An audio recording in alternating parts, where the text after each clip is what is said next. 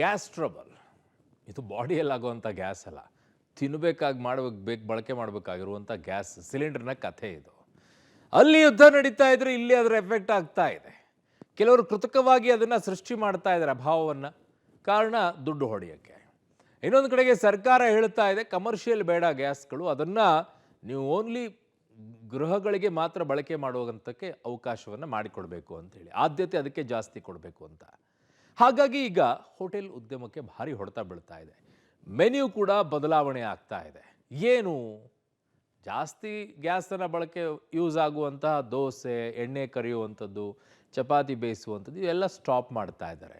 ಅದರ ಬದಲಾಗಿ ಏನು ಸಿಗುತ್ತೆ, ಇವೆಲ್ಲವೂ ಕೂಡ ಇವತ್ತಾಗಿರುವಂಥ ಬೆಳವಣಿಗೆಗಳು. ಹಾಗಿದ್ದಾಗ ಇದೆಲ್ಲ ವಿಚಾರಗಳಲ್ಲಿ ಒಂದು ಚಿಕ್ಕದಾಗಿರುವಂಥ ಒಂದು ರಿಪೋರ್ಟನ್ನು ಇಟ್ಟಿದ್ದೀವಿ. ಅದರ ಜೊತೆಗೆ ನಿಮ್ಮ ಬುಕ್ಕಿಂಗ್ ಅವಧಿಯು ಕೂಡ ಈಗ ಸ್ವಲ್ಪ ಹೆಚ್ಚಳವಾಗಿದೆ ಅಂತೆ. ಎಷ್ಟು ಡೀಟೇಲ್ಸ್ ಇಲ್ಲಿದೆ ನೋಡಿ. ಕೊಲ್ಲಿ ಯುದ್ಧ, ಭಾರತಕ್ಕೆ ಗ್ಯಾಸ್ ಟ್ರಬಲ್, ಬೆಂಗಳೂರಲ್ಲಿ ಕಮರ್ಷಿಯಲ್ ಸಿಲಿಂಡರ್ ಎಮರ್ಜೆನ್ಸಿ, 2,000 ಹೋಟೆಲ್ಗಳು ಬಂದ್ ಆತಂಕ. ಗಲ್ಫ್ ರಾಷ್ಟ್ರಗಳ ಯುದ್ಧದ ಬಿಸಿ ಬೆಂಗಳೂರಿಗೆ ತಟ್ಟಿದೆ. ಬೆಲೆ ಏರಿಕೆ ನಡುವೆ ಗ್ಯಾಸ್ ಸಿಲಿಂಡರ್ ಪೂರೈಕೆಯಲ್ಲಿ ವ್ಯತ್ಯಯ ಉಂಟಾಗಿದೆ. ಬೆಂಗಳೂರಿನಲ್ಲಿ ಕಮರ್ಷಿಯಲ್ ಸಿಲಿಂಡರ್ ಎಮರ್ಜೆನ್ಸಿ ಎದುರಾಗಿದೆ. ಇದರಿಂದ ಬೆಂಗಳೂರಿನ ಹೋಟೆಲ್ಗಳು ಬಂದಾಗೋ ಆತಂಕ ಎದುರಾಗಿದೆ. ಏಕಾಏಕಿ ಗ್ಯಾಸ್ ಸರಬರಾಜು ನಿಂತಿರೋದೇ ಈ ಸಮಸ್ಯೆಗೆ ಕಾರಣ ಆಗಿದೆ. ಸಿಲಿಂಡರ್ ಸ್ಟಾಕ್ ಹಿಡದ ಹೋಟೆಲ್ಗಳು ಅನಿವಾರ್ಯವಾಗಿ ಬಂದ್ ಮಾಡಬೇಕಾದ ಸ್ಥಿತಿ ಇದೆ. ಬೆಂಗಳೂರಿಗೆ ಪ್ರತಿದಿನ 22,000 ಕಮರ್ಷಿಯಲ್ ಸಿಲಿಂಡರ್ ಪೂರೈಕೆ ಆಗ್ತಾ ಇತ್ತು. ಆದರೆ ಇವತ್ತು ನಗರದಲ್ಲಿ ಒಟ್ಟಾರೆ 11,000 ಸಿಲಿಂಡರ್ ಮಾತ್ರ ಪೂರೈಕೆ ಆಗಿದೆ. ನಗರದಲ್ಲಿ ಪ್ರತಿದಿನ 4,18,000 ಕೆಜಿ ಸಿಲಿಂಡರ್ ಬಳಕೆ ಆಗ್ತಾ ಇದೆ. ಆದರೆ ಇಂದು ಅಂದಾಜು 2,09,000 ಕೆಜಿ ಸಿಲಿಂಡರ್ ಅಭಾವ ಉಂಟಾಗಿದೆ. ಇನ್ನೆರಡು ದಿನಕ್ಕೆ ಬೆಂಗಳೂರಿನಲ್ಲಿ ಕಮರ್ಷಿಯಲ್ ಗ್ಯಾಸ್ ಅಭಾವ ಶುರುವಾಗಲಿದೆ. ಕಳೆದ 2 ದಿನಗಳಿಂದ ಪೂರೈಕೆ ಇಲ್ಲದೆ ಇದ್ದಿದ್ದರಿಂದ ಹೋಟೆಲ್ಗಳಿಗೆ ಸಿಲಿಂಡರ್ ಅಭಾವದ ಬಿಸಿ ತಟ್ಟಿದೆ. ಬಂದ್ ಇರುತ್ತೆ ಅಂತ ಹೇಳಕ್ಕೆ ನಮಗೆ ಯಾವುದೇ ಸಂತೋಷ ಇಲ್ಲ. ಹೋಟೆಲ್ಗಳು ಯಾವತ್ತೂ ಬಂದ್ ಆಗಬಾರದು, ಅದು ನಮ್ಮ ಮೂಲ ಉದ್ದೇಶ. ಗ್ರಾಹಕರ ಹಿತಚಿಂತನೆಯಿಂದ ನಾವು ಯಾವತ್ತೂ ಬಂದ್ ಮಾಡುವುದಿಲ್ಲ. ಈಗ ಅನಿವಾರ್ಯ ಪರಿಸ್ಥಿತಿ ಅವರವರ ಹೋಟೆಲಿಗೆ ಬಂದಿದೆ, ತೆಗಿಲಿಕ್ಕೆ ಆಗದಂಥ ಪರಿಸ್ಥಿತಿ ಬರ್ತಾ ಇದೆ. ನಾವು ಹೇಳುತ್ತಾ ಇರುವುದು 60ರಿಂದ 70 ದಿವಸದವರೆಗೆ ಅಗತ್ಯವಿರುವಂಥ ಎಲ್ಲ ಸ್ಟಾಕ್ ಇದೆ ಅಂತ ಹೇಳಿದಂಥ ಕೇಂದ್ರ ಸರ್ಕಾರ ಇವತ್ತು ದಿಢೀರ್ನೆ ನಿಮಗೆ ಗ್ಯಾಸ್ ಕೊಡಲಿಕ್ಕೆ ಆಗೋದಿಲ್ಲ ಅಂತ ಹೇಳ್ತಾ ಇದೆ. ಪ್ರತಿಯೊಂದು ಹೋಟೆಲ್ನವ್ರ ಜೊತೆ ಅವರು ಎಗ್ರಿಮೆಂಟ್ ಮಾಡಿರ್ತಾರೆ, ಕಮರ್ಷಿಯಲ್ ಗ್ಯಾಸ್ ಕೊಡ್ತೇವೆ ಅಂತ. ಅವರ ಎಗ್ರಿಮೆಂಟ್ ಪ್ರಕಾರ ಆದರೂ ಅವರು ಅನುಷ್ಠಾನ ಮಾಡಬೇಕು. ಹೋಟೆಲ್ಗಳಿಗೂ ಬಂದ ಒಲೆ ಸೌದ. ಸದ್ಯದ ಸ್ಥಿತಿಯಿಂದ ಮಾಲೀಕರು ಕಂಗಾಲು. ಮೊದಲ ಬಾರಿಗೆ ಗ್ಯಾಸ್ ಟ್ರಬಲ್ ಉಂಟಾಗಿರೋದ್ರಿಂದ ಹೋಟೆಲ್ ಮಾಲೀಕರು ಆಘಾತಕ್ಕೆ ಒಳಗಾಗಿದ್ದಾರೆ. ಮುಂದೆ ಹೇಗಪ್ಪ ಅಂತ ಕಂಗಾಲಾಗಿದ್ದಾರೆ. ಸಿಲಿಂಡರ್ಗಳಿಲ್ಲದೆ ಸೌದೆ ಒಲೆಯಲ್ಲಿ ಅಡುಗೆ ಮಾಡೋ ಸ್ಥಿತಿ ಬಂದ್ಬಿಟ್ಟಿದೆ. ಕೆಲವು ಹೋಟೆಲ್ಗಳು ಈಗಾಗಲೇ ಸೌದೆಗೆ ಮೊರೆ ಹೋಗಿದೆ. ಮುಂದೆ ಪರಿಸ್ಥಿತಿ ಇನ್ನಷ್ಟು ಘೋರವಾಗುವ ಅಂದಾಜಲ್ಲಿದ್ದಾರೆ. ಸಿಲಿಂಡರ್ ಪೂರೈಕೆ ಆಗದೇ ಇದ್ರೆ ಹೋಟೆಲ್ ಉದ್ಯಮಕ್ಕೆ ಭಾರಿ ಹೊಡೆತ ಬೀಳಲಿದೆ. ಕಮರ್ಷಿಯಲ್ ಸಿಲಿಂಡರ್ ಅಭಾವ ದೊಡ್ಡ ಮಟ್ಟದ ಎಫೆಕ್ಟ್ ಅನ್ನ ಹೋಟೆಲ್ ಉದ್ಯಮಕ್ಕೆ ಕೊಡ್ತಾ ಇದೆ. ಬೆಂಗಳೂರಿನಲ್ಲಿರುವಂತಹ ಪ್ರಮುಖ ಹೋಟೆಲ್ಗಳು ಕೂಡ ಈ ಅಭಾವದಿಂದ ತತ್ತರಿಸುವಂತಹ ಪರಿಸ್ಥಿತಿ ನಿರ್ಮಾಣ ಆಗಿರುವಂಥದ್ದು. ನಾನೀಗ ಬಸವನಗುಡಿಯ ವಿದ್ಯಾರ್ಥಿ ಭವನ್ನ ಹೋಟೆಲ್ನಲ್ಲಿದ್ದೀನಿ. ಅರುಣ್ ಕುಮಾರ್ ಅಡಿಗ ಅವ್ರನ್ನ ನಾನು ಮಾತಾಡಿಸ್ತಾ ಹೋಗ್ತೀನಿ. ಸರ್ ನಮಸ್ಕಾರ. ಎಫೆಕ್ಟ್ ಆಗಿದೆಯಾ ಇಲ್ವಾ ಅಂತ ಕೇಳಕ್ ಹೋಗಲ್ಲ, ಯಾಕಂದ್ರೆ ಆಗಿರುತ್ತೆ. ಎಷ್ಟು ಸಮಸ್ಯೆ ಆಗಿದೆ? ಖಂಡಿತ ಸಮಸ್ಯೆ ಆಗಿದೆ. ನಿಮಗೆಲ್ಲ ಗೊತ್ತಿರೋ ಹಾಗೆ ನಿನ್ನೆ ಬೆಳಗ್ಗೆಯಿಂದ ಗ್ಯಾಸ್ ಸಿಲಿಂಡರ್ ಸಪ್ಲೈ ಆಗ್ತಾ ಇಲ್ಲ ಬೆಂಗಳೂರಿನಲ್ಲಿ. ಸೊ ನಾವೆಲ್ಲರೂ ಅವಲಂಬಿತರಾಗಿರೋದೇ ಗ್ಯಾಸ್ ಮೇಲೆ. ಸೊ ನಮ್ಮ ದಕ್ಷಿಣ ಭಾರತದ ತಿಂಡಿಗಳಿಗೆ ಆಲ್ಮೋಸ್ಟ್ ಎಲ್ಲ ತಿಂಡಿನೂ, ಇನ್ಫ್ಯಾಕ್ಟ್ ನಮ್ಮ ಮೆನುಲಿರೋ ಎಲ್ಲ menu including coffee tea gas ಬೇಕೇ ಬೇಕು ಮಾಡೋದಕ್ಕೆ. ಸೊ ಗ್ಯಾಸ್ ಇಲ್ಲ ಅಂದರೆ ಅದು ಮಾಡೋದಕ್ಕೆ ಆಗೋದಿಲ್ಲ. ಸೊ ಇದು ಒಂದು ಬಿಗ್ಗೆಸ್ಟ್ ಚಾಲೆಂಜ್. ನೋಡೋಣ ಏನಾಗುತ್ತೆ ಅಂತ.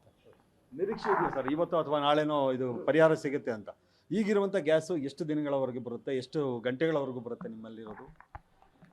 ನನ್ನ ಅಂದಾಜು ನಮಗೆ ಪ್ರತಿನಿತ್ಯ ಒಂದು 5 ಸಿಲಿಂಡ್ರ್ ಬೇಕೇ ಬೇಕು. ಸೊ ಈಗ ನಿನ್ನೆ ಬೆಳಗ್ಗೆಯಿಂದ ಸಿಲಿಂಡ್ರ್ ಬಂದಿಲ್ಲ. ನಮ್ಮ ಹತ್ರ ಒಂದು 11 ಸಿಲಿಂಡ್ರ್ ಖಾಲಿ ಸ್ಟಾಕ್ ಆಲ್ರೆಡಿ ಇದೆ. ಸೊ ನಿನ್ನೆಯಿಂದನೇ ನಾವು ನಮ್ಮ ಇರೋ ರಿಸೋರ್ಸಸ್ನ ಆಪ್ಟಿಮೈಸೇಷನ್ ಮಾಡ್ತಾನೇ ಇದ್ದೀವಿ. 4 ಹಂಚು ಬದಲು ಬರೀ 2 ಹಂಚು ಓಡಿಸ್ತಾ ಇದ್ದೀವಿ. ಪೂರಿನ ನಿಲ್ಲಿಸ್ಬಿಟ್ಟಿದ್ದೀವಿ, ಯಾಕೆಂದರೆ ಅದಕ್ಕೆ ಕಂಟಿನ್ಯೂಸ್ ಗ್ಯಾಸ್ ಓಡ್ತಾ ಇರಬೇಕು ಎಣ್ಣೆ ಕಾಯೋದಕ್ಕೆ. ನಮ್ಮ ಒಳಗಡೆ ಸಪ್ಲೈ ಹಾಲನ್ನು ನಿಲ್ಲಿಸ್ಬಿಟ್ಟಿದ್ದೀವಿ, ಯಾಕೆಂದರೆ ಈಗ 2 ಹಂಚಲ್ಲಿ ದೋಸೆ ಮಾಡಬೇಕು ಅಂದರೆ ವೆಯ್ಟಿಂಗ್ ಟೈಮ್ ಜಾಸ್ತಿ ಆಗುತ್ತೆ. ಸಿಲಿಂಡರ್ ಸಮಸ್ಯೆ, ಹೋಟೆಲ್ ಮೆನು ಕಟ್ ಆಫ್ಗೆ ಪ್ಲಾನ್. ಸಿಲಿಂಡರ್ ಸಮಸ್ಯೆ ಬಗೆಹರಿಯದಿದ್ರೆ ಸಿಗಲ್ಲ ತರಹೇವಾರಿ ಫುಡ್. ವೆರೈಟಿ ಫುಡ್ ಮೆನು ಕಡಿತಕ್ಕೆ ಹೋಟೆಲ್ ಮಾಲೀಕರ ಚಿಂತನೆ. ಸಿಲಿಂಡರ್ ಸಮಸ್ಯೆ ಹಿನ್ನೆಲೆಯಲ್ಲಿ ಹೋಟೆಲ್ ಮೆನು ಕಟ್ ಆಫ್ಗೆ ಹೋಟೆಲ್ ಮಾಲೀಕರ ಸಂಘ ಮುಂದಾಗಿದೆ. ಸಿಲಿಂಡರ್ ಸಮಸ್ಯೆ ಬಗೆಹರಿಯದೆ ಹೋಟೆಲ್ಗಳಲ್ಲಿ ತರಹೇವಾರಿ ಫುಡ್ ತಯಾರಿಕೆ ಮಾಡದೇ ಇರೋದಕ್ಕೆ ನಿರ್ಧಾರ ಮಾಡಲಾಗಿದೆ. ಈ ಬಗ್ಗೆ ಪಬ್ಲಿಕ್ ಟಿವಿ ಜೊತೆಗೆ ಹೋಟೆಲ್ ಮಾಲೀಕರ ಸಂಘದ ಜಂಟಿ ಕಾರ್ಯದರ್ಶಿ ಕೃಷ್ಣರಾಜ್ ಮಾತನಾಡಿ, ಮೊದಲ ಹಂತವಾಗಿ ನಾವು ಮೆನು ಕಟ್ ಆಫ್ ಮಾಡಿದ್ದೀವಿ. ಹೆಚ್ಚು ಗ್ಯಾಸ್ ಬಳಕೆ ಆಗುವ ಆಹಾರ ತಯಾರಿಕೆ ಕೈಬಿಟ್ಟಿದ್ದೀವಿ ಎಂದಿದ್ದಾರೆ. ಜೊತೆಗೆ ಬೆಂಗಳೂರಿನ ಎಲ್ಲಾ ಹೋಟೆಲ್ಗಳಲ್ಲಿ ಮೆನು ಇಳಿಕೆ ಆಗಲಿದೆ ಎಂದಿದ್ದಾರೆ. ಅನಿವಾರ್ಯತೆ ಸಿಲಿಂಡರ್ ಇಲ್ಲದೆ ಗ್ಯಾಸ್ ಇಲ್ಲದೆ ಇದ್ದರೆ ನಾವು ಯಾವ ಆಹಾರ ಪದಾರ್ಥಗಳನ್ನು ಕೊಡೋಕ್ಕಾಗಲ್ಲ. ಮತ್ತು ಈಗ ಏನಾಗಿದೆ, ನಾವು ದಿನಕ್ಕೆ 1,500 ಜನ ನಮ್ಮ ಹೋಟೆಲಿಗೆ ಬಂದು ಊಟ ಮಾಡುವಂಥ ವ್ಯವಸ್ಥೆ ಇದೆ. ಪ್ರತಿಯೊಬ್ಬರಿಗೂ ನಾವು ಈಗ ಸಫಿಷಿಯೆಂಟಾಗಿ ಕೊಡ್ತಾ ಇದ್ದೀವಿ. ಮುಂದಿನ ದಿವಸದಲ್ಲಿ ಏನಾಗುತ್ತೆ, ನೀವು ಅನಿವಾರ್ಯವಾಗಿ ಒಂದು ಐಟಮ್ ಒಬ್ರಿಗೆ ಒಂದು ಐಟಮ್ ಥರ ಆಗುವಂಥ ಒಂದು ಪರಿಸ್ಥಿತಿ ಆಗ್ಬೋದು ಅಂತ ಒಂದು ಯೋಚನೆ. ಇಲ್ಲ ಆಲ್ಟರ್ನೇಟ್ ನಾವೇನಾದರೂ ಒಂದು ಮಾಡ್ಕೋಬೇಕು. ಅದಕ್ಕೂ ಒಂದಿಷ್ಟು ದಿವಸ ಟೈಮ್ ಹಿಡಿಯುತ್ತೆ. ಯಾಕಂದರೆ ನಮಗೆ ಕೊನೆ ಸಿಲಿಂಡ್ರು ಡ್ರಾಪ್ವರೆಗೂ ನಾವು ಒಂದು ಅಡುಗೆ ಮಾಡ್ತೀವಿ, ಅದ್ರ ಬಗ್ಗೆ ನೋ ಡೌಟ್ ಹಾಗೆ. ಆದರೆ ಈ ರೀತಿ ಆದಾಗ ಏನಾದರೂ ಒಂದು ಆಲ್ಟರ್ನೇಟ್ ಮಾಡಲೇಬೇಕಲ್ವ. ನೀವು ಮೆನುವಲ್ಲಿ ಕಡಿತ ಮಾಡಬೇಕಾಗುತ್ತೆ. ಗ್ಯಾಸ್ ಉಳಿಸ್ಬೇಕಾದ್ರೆ ನೀವು ಒಂದು ದೋಸೆ ಐಟಮ್ ಕ್ಲೋಸ್ ಮಾಡಬೇಕಾಗತ್ತೆ. ಓನ್ಲಿ ರೈಸ್ ಬಾತು ಈ ರೀತಿಯಾದ ಪದಾರ್ಥಗಳನ್ನೇ ಮಾಡಬೇಕು. ಹಾಗೆ ಏನಾದರೂ ಒಂದು ಸರ್ಕಾರ ನಮಗೆ ಯಾವುದೇ ಆಲ್ಟರ್ನೇಟ್ ಹೇಳಿಲ್ಲ. ಇವತ್ತು ಸರ್ಕಾರ ಯಾವುದೇ ಒಂದು ಆಲ್ಟರ್ನೇಟ್ ನಮಗೆ ವ್ಯವಸ್ಥೆ ಮಾಡದೇ ಇದ್ದರೆ ನಾವು ಗ್ರಾಹಕರಿಗೆ ಮಾಡಲೇಬೇಕು. ಅದ್ರ ಬಗ್ಗೆ ಒಂದು ಯೋಚನೆ ಮಾಡ್ತಾ ಇದ್ದೀವಿ, ಚಿಂತನೆ ಮಾಡ್ತಾ ಇದ್ದೀವಿ. ಸಿಲಿಂಡರ್ ಇಲ್ಲದೆ ಹೋಟೆಲ್ ಮಾಲೀಕರು ಕಂಗಾಲು. ಅರ್ಧಕ್ಕೆ ಮುಗಿದ ಸಿಲಿಂಡರ್, ಅರ್ಧಂಬರ್ಧ ಬೆಂದ ಅಡುಗೆ. ನಾವೇನ್ ಮಾಡ್ಬೇಕು ಸರ್ ಅಂತ ವ್ಯಾಪಾರಿಯ ಅಳಲು. ಎಸ್, ಬೆಂಗಳೂರಿನಲ್ಲಿ ಕಮರ್ಷಿಯಲ್ ಗ್ಯಾಸ್ ಸ್ಥಗಿತದಿಂದಾಗಿ ಹೋಟೆಲ್ ಮಾಲೀಕರು ಕಂಗಾಲಾಗಿದ್ದಾರೆ. ಅರ್ಧಕ್ಕೆ ಗ್ಯಾಸ್ ಸಿಲಿಂಡರ್ ಮುಗಿದ ಪರಿಣಾಮ ಅಡುಗೆ ಅರ್ಧಂಬರ್ಧ ಬೆಂದಿದೆ. ನಾವೇನ್ ಮಾಡ್ಬೇಕು ಸರ್ ಅಂತ ವ್ಯಾಪಾರಿ ಅಳಲು ತೋಡ್ಕೊಂಡಿದ್ದಾರೆ. ರಾಜಾಜಿನಗರದ ಶಿವನಹಳ್ಳಿ ಹೋಟೆಲ್ನಲ್ಲಿ ಸಿಲಿಂಡರ್ ಮುಗಿದು ಹೋಗಿದೆ. ಗ್ರಾಹಕರನ್ನ ನೆಲೆಸಿಕೊಂಡು ಮತ್ತೊಂದು ಹೋಟೆಲ್ನಿಂದ ಗ್ಯಾಸ್ ಸಿಲಿಂಡರ್ ತಂದ ವ್ಯಾಪಾರಿ ಅಡುಗೆ ಮಾಡಿದ್ದಾರೆ.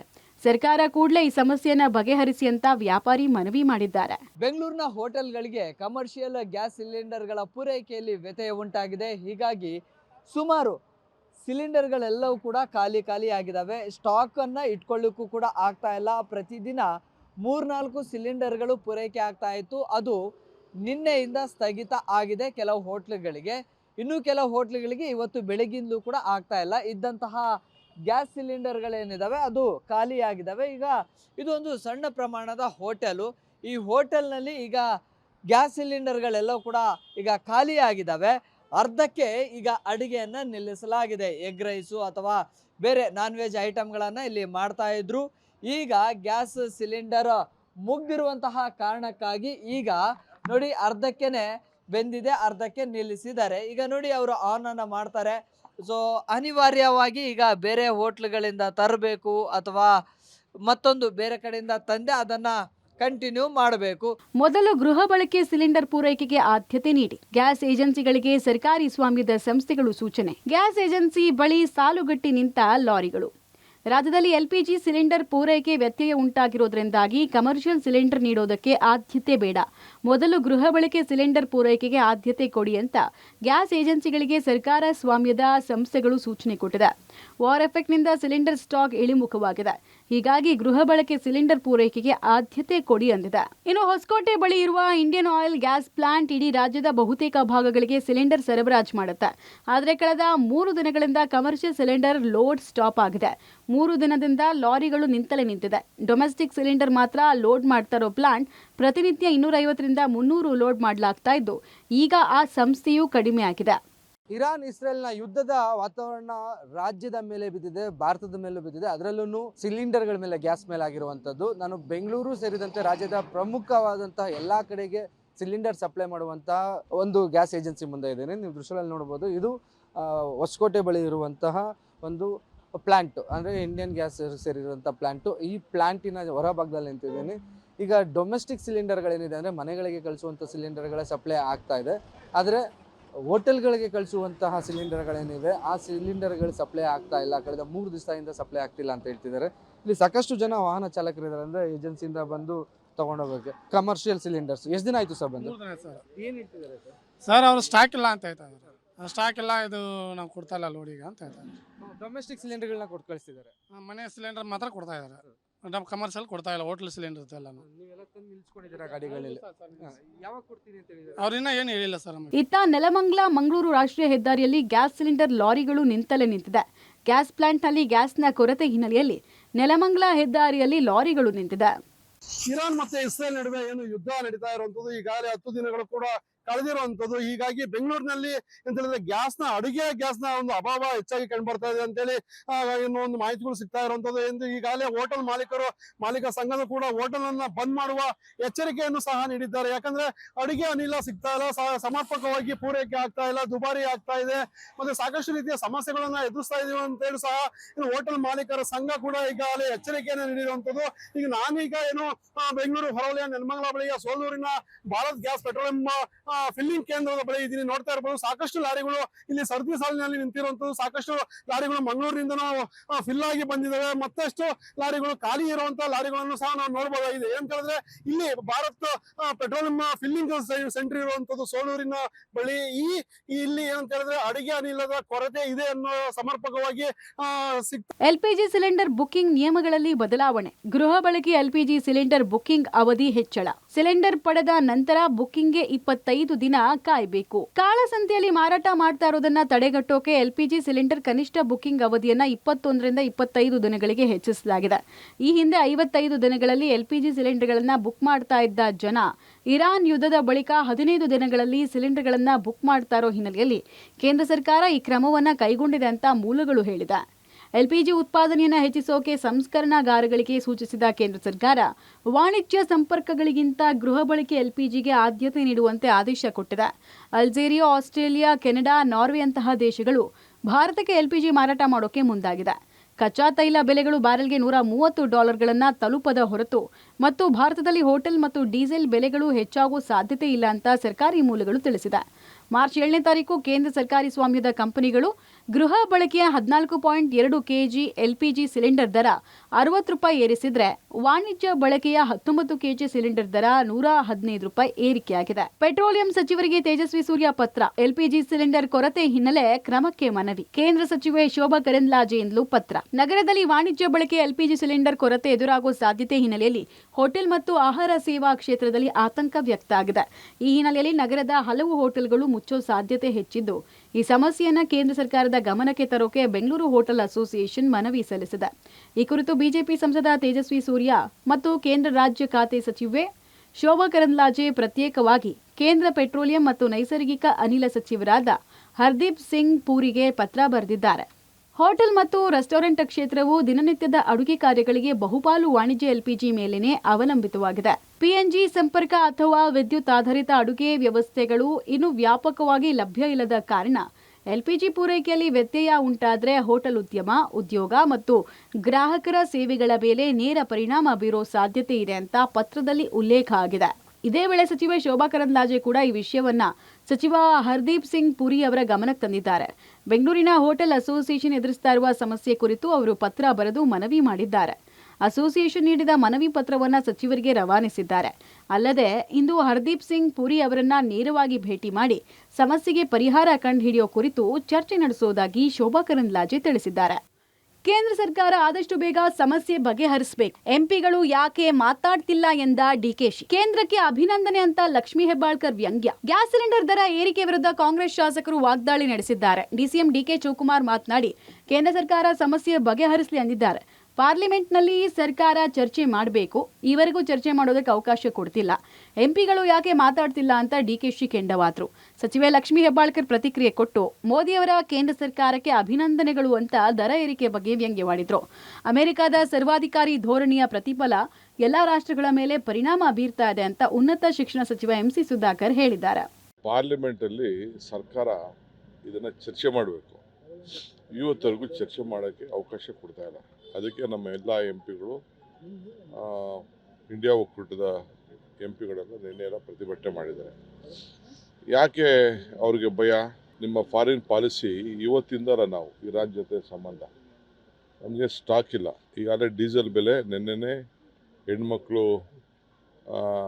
ವರ್ಲ್ಡ್ ವುಮನ್ ಡೇ ದಿನನೇ ₹60 ಏರಿಕೆ ಮಾಡಿ ಎಲ್ಲರಿಗೂ ಮಾಡಿದ್ದಾರೆ. ಎಂಪಿಗಳು ಯಾಕೆ ಮಾತಾಡ್ತಾ ಇಲ್ಲ?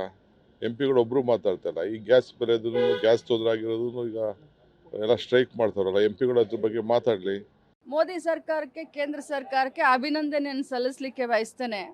ಇದು ಅವರು ಕೊಟ್ಟಂಥ ಒಂದು ಕೊಡುಗೆ ಅಂತ ಹೇಳಲಿಕ್ಕೆ ಬಯಸ್ತೇನೆ. ಮೊನ್ನೆ ಮಹಿಳಾ ದಿನಾಚರಣೆಯ ದಿನದಂದನೇ ಗ್ಯಾಸ್ ಸಿಲಿಂಡರ್ ಬೆಲೆ ಜಾಸ್ತಿ ಆಗಿದೆ. ಸೊ ಎಲ್ಲಿ ಸ್ಮೃತಿ ಇರಾನಿಯವರು ಎಲ್ಲೂ ಯಾಕೋ ಕಾಣಿಸ್ತಾ ಇಲ್ಲ. ಯಾಕಂತಂದರೆ ₹10 ₹50 ಜಾಸ್ತಿ ಬೆಲೆ ಆದರೆ ಪಾಪ ಭಾಳ ಬೊಂಬಳ ಹೊಡ್ಕೊಳ್ತಾ ಇದ್ರು. ಇವತ್ತು ಪಾಪ ಎಲ್ಲೋ ಕಾಣೆಯಾಗಿದ್ದಾರೆ, ಮಾಯ ಆಗಿದ್ದಾರೆ. ಏನು ಯುದ್ಧ ನಡೀತಾ ಇದೆ, ಆ ಯುದ್ಧದಿಂದ ಇಡೀ ವಿಶ್ವದ ಮೇಲೆ ಪರಿಣಾಮ ಬೀರ್ತಾ ಇದೆ. ಇದು ಬಹಳ ದೊಡ್ಡ ಒಂದು ಆತಂಕದ ಪರಿಸ್ಥಿತಿ. ಕಾರಣ ಏನೇನು ಇದ್ರ ಮೇಲೆ ಪರಿಣಾಮಗಳಾಗ್ತವೆ, ಯಾವ್ಯಾವ ಅಗತ್ಯ ವಸ್ತುಗಳ ಬೆಲೆಗಳು ಜಾಸ್ತಿ ಆಗ್ತವೆ, ಸಗಟು ಸಾಗಾಣಿಕೆಯ ಮೇಲೆ ಯಾವ ರೀತಿ ಪರಿಣಾಮ ಬೀರ್ತದೆ. ಇದು ಒಂದಲ್ಲ ಒಂದು ರೀತಿ ಕ್ಯಾಸ್ಕೇಡಿಂಗ್ ಎಫೆಕ್ಟ್ ಅಂತ ಹೇಳ್ತಾರೆ. ಇದೆಲ್ಲ ದೊಡ್ಡ ಮಟ್ಟದಲ್ಲಿ ಆಗ್ತಾ ಇದೆ. ಇದಕ್ಕೆ ಕೇಂದ್ರ ಸರ್ಕಾರನೇ ಇದಕ್ಕೆ ಉತ್ತರ ಕೊಡಬೇಕು ಅಂತಕ್ಕಂಥ ನನ್ನ ಅಭಿಪ್ರಾಯ. ತಮಿಳುನಾಡು ಯುಪಿಯಲ್ಲೂ ಸಿಲಿಂಡರ್ ಅಭಾವ. 960 ರೂಪಾಯಿ ಸಿಲಿಂಡರ್ 1500 ರೂಪಾಯಿಗೆ ಸೇಲ್. ಸ್ಮಶಾನಕ್ಕೂ ತಟ್ಟಿದ ಮಧ್ಯಪ್ರಾಚ್ಯ ಯುದ್ಧದ ಎಫೆಕ್ಟ್. ತಮಿಳುನಾಡಲ್ಲಿ ಗ್ಯಾಸ್ ಅಭಾವದಿಂದ ರೆಸ್ಟೋರೆಂಟ್ಗಳು ಬಂದ್ ಮಾಡೋ ಸ್ಥಿತಿ ಬಂದಿದೆ ಅಂತ ಮಾಲೀಕರು ಅಳಲು ತೊಡ್ಕೊಂಡಿದ್ದಾರೆ. ಈ ಬಗ್ಗೆ ಚೆನ್ನೈ ಹೋಟೆಲ್ ಅಸೋಸಿಯೇಷನ್ ತಮಿಳುನಾಡು ಸಿಎಂಗೆ ಪತ್ರ ಬರೆದು ಸೂಕ್ತ ಕ್ರಮ ಕೈಗೊಳ್ಳುವಂತೆ ಮನವಿ ಮಾಡಿದ್ದಾರೆ. ಪುಣೆಯ ಚಿತಾಗಾರಗಳಲ್ಲಿ ಎಲ್ಪಿಜಿ ಸಿಲಿಂಡರ್ ಅಭಾವ ತಲೆದೂರಿದೆ. ಪುಣೆ ಚಿತಾಗಾರಗಳಲ್ಲಿ ಅನಿಲ ಆಧಾರಿತ ದಹನ ಸ್ಥಗಿತ ಮಾಡಲಾಗಿದೆ. ಪುಣೆ ನಗರ ಪಾಲಿಕೆಯಿಂದ ಈ ನಿರ್ಧಾರ ಕೈಗೊಳ್ಳಲಾಗಿದೆ. ಇನ್ನು ಉತ್ತರ ಪ್ರದೇಶದಲ್ಲಿ ರಂಜಾನ್ ಹಬ್ಬದ ಹೊಸ್ತಿಲಲ್ಲಿ ಗ್ಯಾಸ್ ಸಿಲಿಂಡರ್ ಸಂಕಷ್ಟ ಎದುರಾಗಿದೆ. 960 ರೂಪಾಯಿ ಸಿಲಿಂಡರ್ 1500 ರೂಪಾಯಿಗೆ ಸೇಲ್ ಮಾಡಲಾಗ್ತಾ ಇದೆ.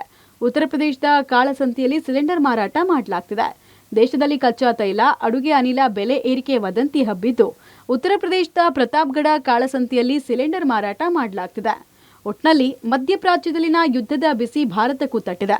ಕಮರ್ಷಿಯಲ್ ಸಿಲಿಂಡರ್ ಪೂರೈಕೆ ಅಭಾವದಿಂದಾಗಿ ಹೋಟೆಲ್ಗಳು ಮುಚ್ಚೋ ಹಂತಕ್ಕೆ ತಲುಪಿದ್ದು ಆತಂಕಕ್ಕೆ ಕಾರಣ ಆಗಿದೆ. ಈ ಬಗ್ಗೆ ಕೇಂದ್ರ ಸರ್ಕಾರ ಯಾವ ನಿರ್ಧಾರ ಕೈಗೊಳ್ಳುತ್ತೆ ಅನ್ನೋದನ್ನ ಕಾದ್ ನೋಡಬೇಕು. Bureau report, public TV.